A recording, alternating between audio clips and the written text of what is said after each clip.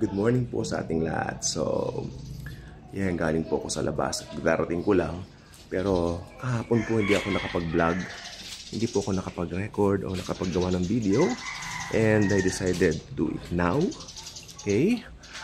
Full of revelations. Napakaraming revelations regarding Psalm 91. Gusto niyo bang malaman kung ano yung revelasyon na tinatawag ng Psalm 91? Samahan niyo po ako. Huwag po kayong kukurap. 10 minuto lang.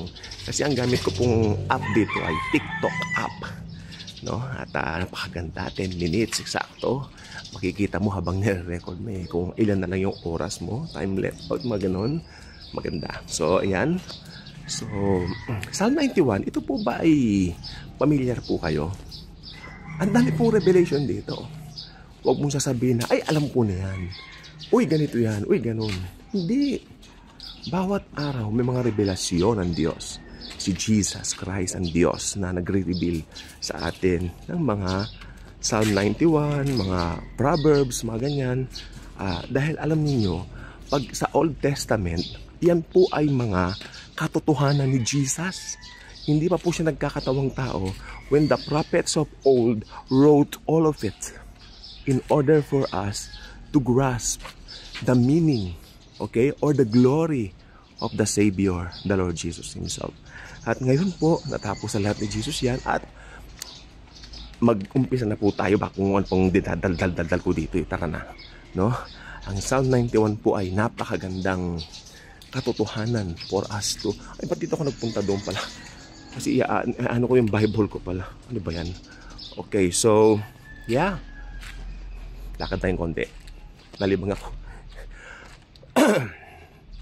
Tapos nangangating lalamunan ko. Pero okay, ganun po talaga ako pag pagaling na yung ubo mo.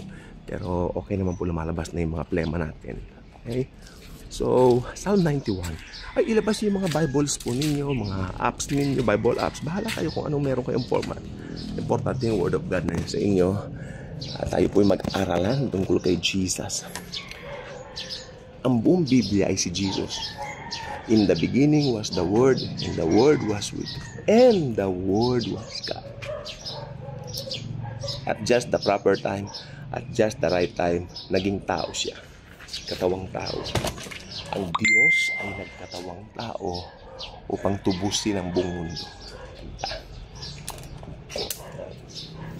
So, tingnan natin ang Psalm 91. Mga aso malikot. Old Testament. Okay. Dati natatawa ako, nag-Bible study kami. May bago kaming na-invite doon na bagong believer lang. Katuwaan lang naman. Sabi ko, okay, buksan po ninyo yung Bible po ninyo ako sa Book of Matthew.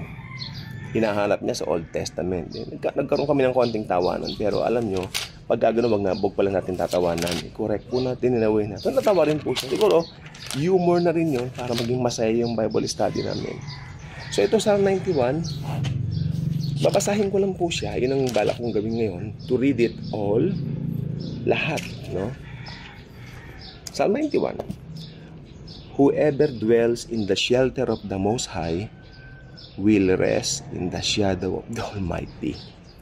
Shelter. Jesus is our shelter. Ibig lang sabihin ito, pag na kay Jesus ka, protected ka. I will say of the Lord, He is my refuge and my fortress, my God, in whom I trust. Surely, alam niyo yung ibig sabihin ng surely? Nasa Bible siya, surely. Ayan, surely. Sa banda, ayan. Surely. Bigote ko naman. Surely. Okay? Sabi niya rito, surely, He will save you from the fowler's net. Surely. Surely. Sure na sure. Okay? Kaya kung meron kang hinihiling sa Panginoon, sure na sure, protected tayo. Surely He will save you from the fowler's snare and from the deadly pestilence. He will cover you with His feathers, and under His wings you will find refuge. His faithfulness will be your shield. His faithfulness will be our shield and rampart. Yung faithfulness niya ang shield natin, hindi yung faithfulness natin. yung faithfulness niya. Because Jesus is faithful and we have that faithfulness of His sa ating mga buhay, protected tayo. Shielded tayo. Kasi protektado tayo. Sa kahit na naman kinatatakutan mo, huwag kang matakot. Dahil ang Panginoong Jesus, siya po ay lagi natin kasama. Hindi tayo iiwan ni pababayaan. You will not fear the terror of night, nor the arrow that flies by day, nor the pestilence that stalks in the darkness. Ibig sabihin lang nito, kay araw, kay gabi, meron man mga pangit na nangyayari, kay umaga, kay gabi, walang pinipili. Pero ang sabi niya, hindi ka matatakot dahil ikaw ay nasa Panginoon. Amen? Nor the plague that destroys at midday. Ito ay binasa ko po nung... Hello, sino to? Bakit? Ay, hindi. Hindi muna. Sa labas lang. Sa labas? O sige, bahala ka. Basta huwag kang bukunta sa loob, ha? Pwede mo magkasta po ba? Saan puno? Bandog, basta sa labas ka, ano eh? Puno, pwede mo magkasta po. Puno namin? Ako lang naman. Ay, hindi. Ako yung nag-certificate. Kasi hindi pwede eh. Magdadal si may ayaw, tutulog. Sige. Ay, ha? Bahala, ba't dalong kamandang mo? Ano eh? Gagawa ka sa ako na. Okay. May humihingi po ng mangga, no? At gusto ng mangga. Okay, sabi dito, nor the pestilence that stalks in the darkness, nor the plague that destroys at midday. 1,000 may fall at your side. Pamilyar na kayo dito, no? 10,000 at your right hand, but it will not come near you. Pinapangakuan na tayo. It will not come near us. You will only observe with your eyes and see the punishment of the wicked. If you say, the Lord is my refuge, and you make the Most High your dwelling, no harm will overtake you. No disaster will come near your tent. Ano ba yung tent? Alam naman natin ang tent sa Bible. Ibig sabihin, katawan natin ito. Tent, dwelling, protected ang katawan natin sa lahat ng panahon, sa lahat ng bagay. Okay? No harm will overtake you. Ibig sabihin, hindi ka kayang ng mas kasamaan. No disaster will come near your tent. For He will command His angels concerning you to guard you in all your ways. They will lift you up in their hands so that you will not strike your foot against a stone. You will tread on the lion and the cobra. You will trample the great lion and the serpent. Because He loves me.